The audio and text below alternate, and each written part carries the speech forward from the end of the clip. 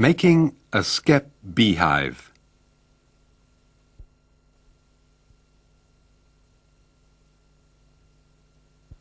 Two elderly beekeepers are going to show us how they make a skep beehive by coiling bundles of straw. As a binding material, withies are used, the flexible shoots of osiers.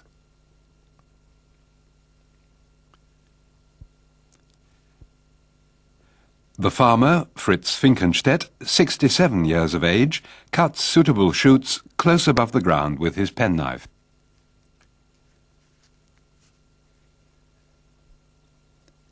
They should be long and without lateral shoots.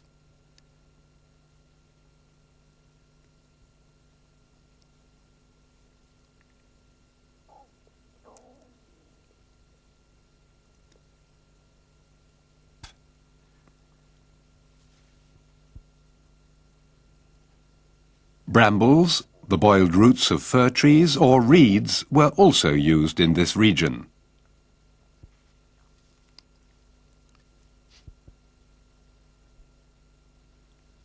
On the other side of the narrow ditch between the meadows, where the osier beds are found, is the farm of his neighbour August Langhorst, who has just been sweeping the hall. He is 70 years old. Both men have spent many a winter evening making beehives together.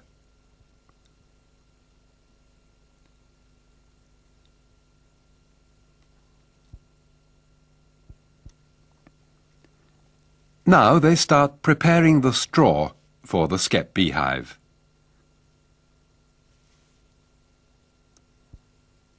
The straw comes from rye that has been harvested by hand and also hand-threshed.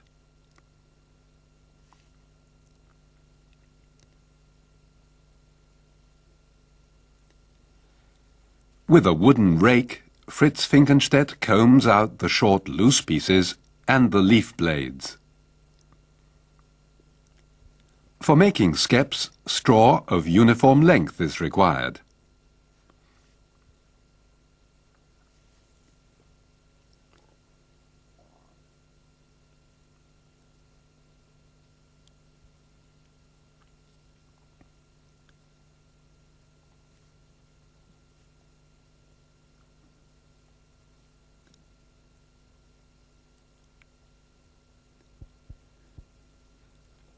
Straw from sandy, hungry soil is most suitable because it is stronger and not so liable to snap.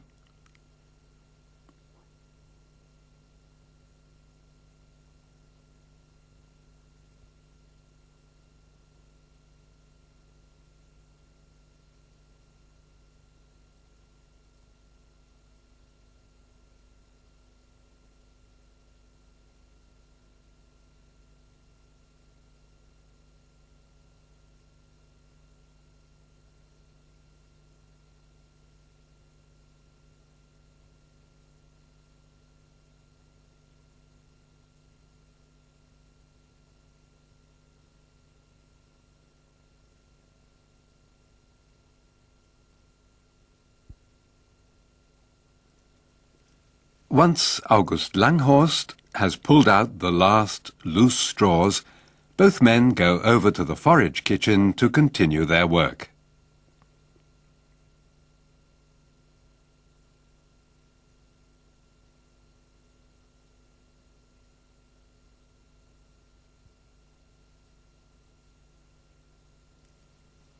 Neighbour Finkenstedt occupies himself with the freshly cut withies.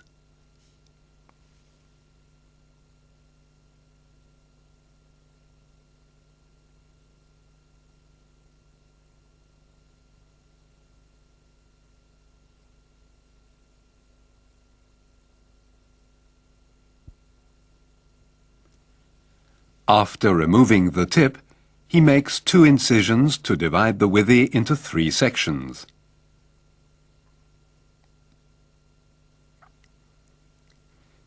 Into these incisions he presses a carved wooden jemmy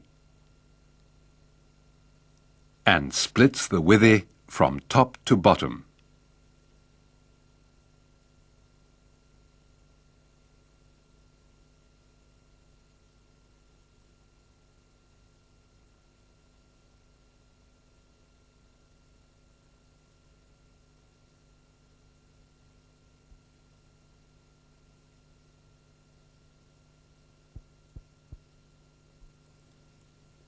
To prevent the strips of withy from catching in the straw bundle, he carefully sharpens the thick end.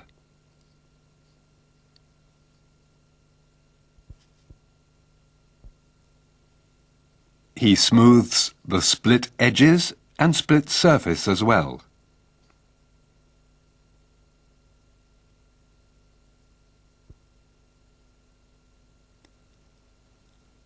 By pulling the cut surface over a rung of the chair, he makes the withy supple.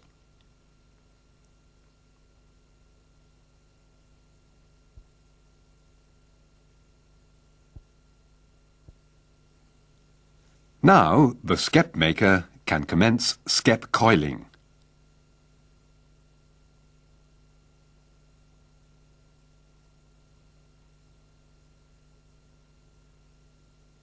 To start with, he needs a bundle of straw.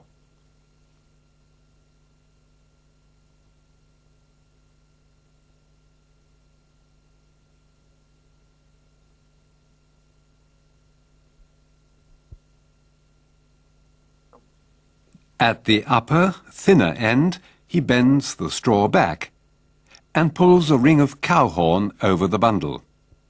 The ring serves as a template for the thickness of the straw coil and helps to keep it together.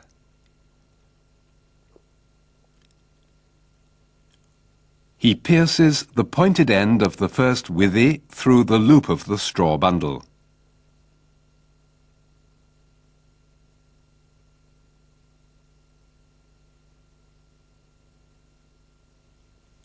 He fixes the end by pulling the next wrapping of the withy tight. The skep beehive will be built up in a coil made from a single large bundle of straw.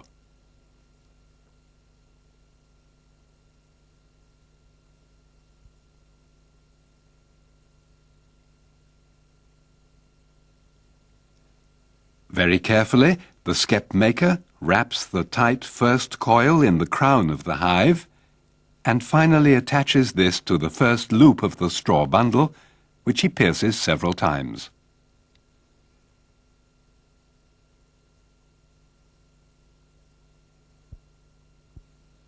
Where necessary, he uses an awl to pierce the bundle.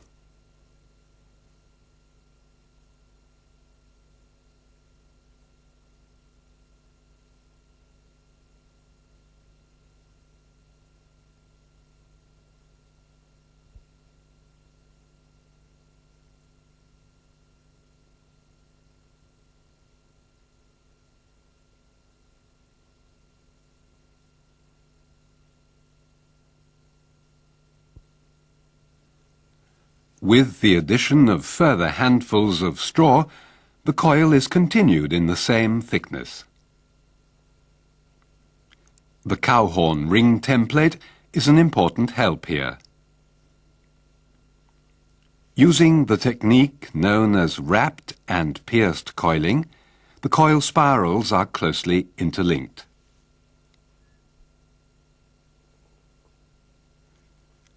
While August Langhorst is already working on the cylindrical part of the skep walls, his neighbour has split and smoothed the last withies for him.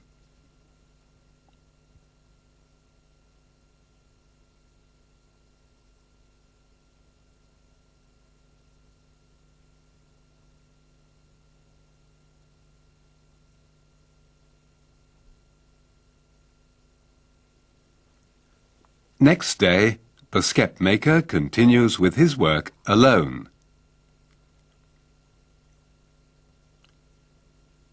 By using the awl, he can pierce the withies through the coil without any trouble.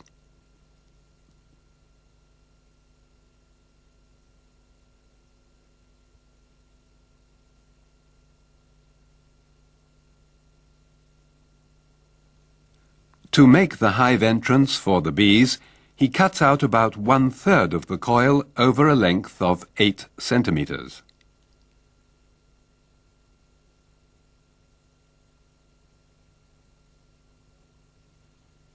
The awl he uses is a forged spike with a head and rectangular shaft.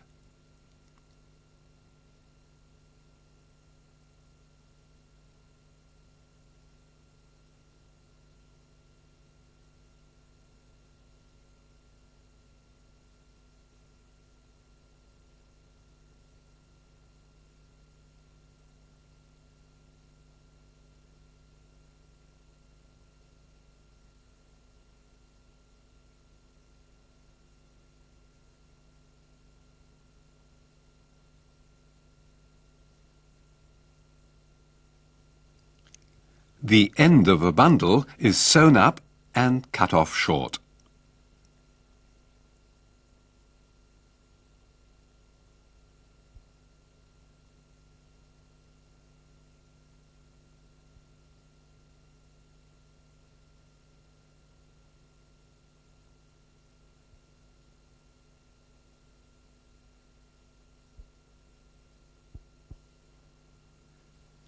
Once the next coil covers it, the flight entrance is complete.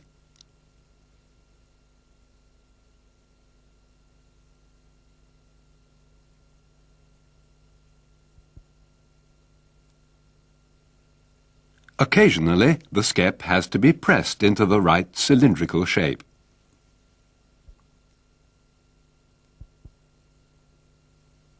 Meanwhile, it has reached the intended height of about 40 centimeters.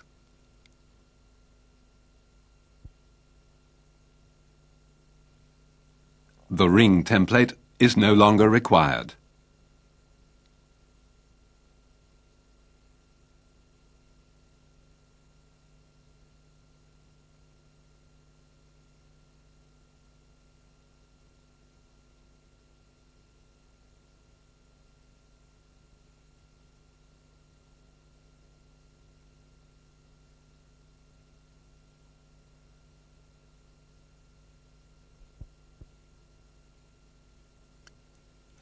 The skep maker carefully pierces the thinned out end of the straw coil before fastening the final binding.